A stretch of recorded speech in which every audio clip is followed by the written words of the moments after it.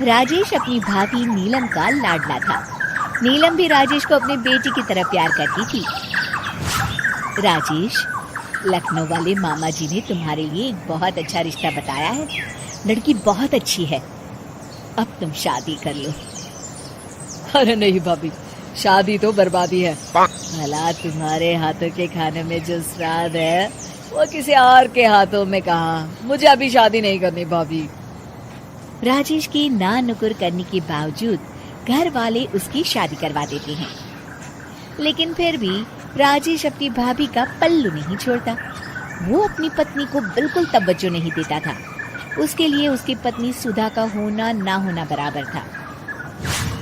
अरे राजेश, तुम अकेले बाहर जा रहे हो, सुधा को भी लेते जाओ। अरे क्या भाभी, हफ्ते में एक दिन तो छुट्टी मिलती है और आप वो भी खराब करना चाहती हैं। सुधा बाहर जाके क्या करेगी, वो घर में ही ठीक है। वैसे मुझे देर हो रही है भाभी, चलता हूँ मैं। राजेश की इस बेरुखी से सुधा हमेशा उदास रहती थी। फिर एक दिन नीलम इस विषय को लेकर अपने पति से चर्चा करती है। सुनिए जी, राजेश को कब अकल आएगी? वो तो सुधा की बिल्कुल कदर ही नहीं करता।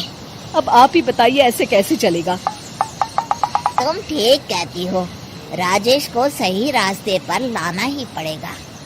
चलो मैं तुम्हें एक उपाय बताता हूँ।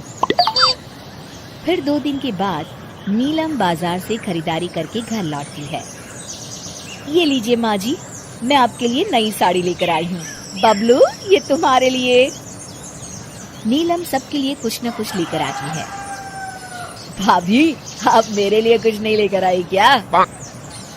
अरे राजेश, तुम क्या समझते हो, मैंने कोई बैंक खोल रखा है या फिर घर के आंगन में पैसों का पेड़ लगा रखा है? तुम हर बात के लिए मुझसे उम्मीद क्यों रखते हो? अब बड़े हो गए हो, अच्छा कमाते हो। क्या भाभी, मैं तो बस। अरे बस भी करो, तुम्हारी ये बच्चे जैसी ना समझ बातें सुनने के लिए मेरे पास बिल्कुल वक्त नहीं है। नीलम राजेश को झिड़क कर वहाँ से चली जाती है। राजेश अचानक अपनी भाभी का ये रूप देख असमंजस में पड़ जाता है। फिर एक दिन नीलम रसोई घर में खाना बना रही होती है कि तभी राजेश वहाँ आता है। भाभी, आज मैंने अपने बॉस से वादा किया है कि उनके लिए आपके हाथों का बना गाजर का हलवा लेकर आऊंगा। आपके हाथ से बने गाजर के हलवे में तो जादू है, जादू। मेरे बॉस तारीफ करते नहीं थकते। प्लीज अब जल्दी से बना दीजिए ना भाभी। नीलम राजेश के ऊपर भड़क जाती है। तुम्हारा दिमाग खराब है क्या?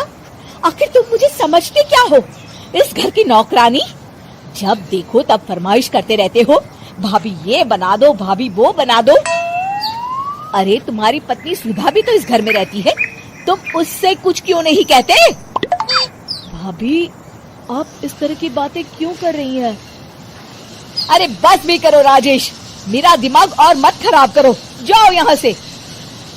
अपनी भाभी का इस तरह बेरुखी भरा बर्ताव देख राजेश को बड़ा बुरा लगता है और वो उदास होकर अपने कमरे में बैठ जाता है। तभी उसकी पत्नी सुधा वहाँ आती है। क्या हुआ जी, आप इस तरह उदास क्यों बैठे हैं? राजेश अपनी पत्नी को सारी बात बताता है। राजेश की बात सुनकर सुधा मुस्कुराती कहती है, बस इतनी सी बात। चलिए जी, मैं आपके बॉस के लिए गाजर का हलवा बना देती हूँ। अरे छोड़ो, तुमसे नहीं हो पाएगा, रहने दो। आप तो बस देखते जाइए जी, अभी आती हूँ मैं। थोड़ी देर के बाद सुधा हलवा बना के राजेश को देती है। फिर राजेश अपने ऑफिस चला जाता है। शाम को जब राजेश घर आता है तो खुशी के मारे अपनी पत्नी सुधा को गले लगा लेता है। अरे वाह सुधा, तुमने तो कमाल कर दिया। सच में क्या स्वादिष्ट हलवा था।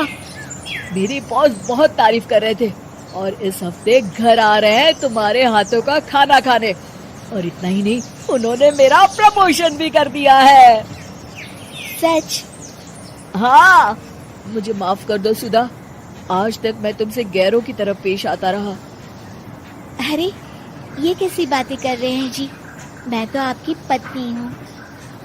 धीरे धीरे राजेश अपनी पत्नी के साथ पूरी तरह घुल मिल जाता है।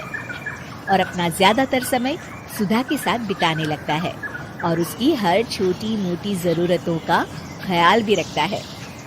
ये देख राजेश के भैया और भाभी बहुत खुश होते हैं।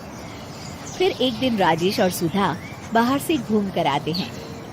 राजेश, सुधा के प्रति तुम अपनी जिम्मेदारी समझो, इसीलिए मैंने तुम्हारे साथ ऐसा बर्ताव किया था।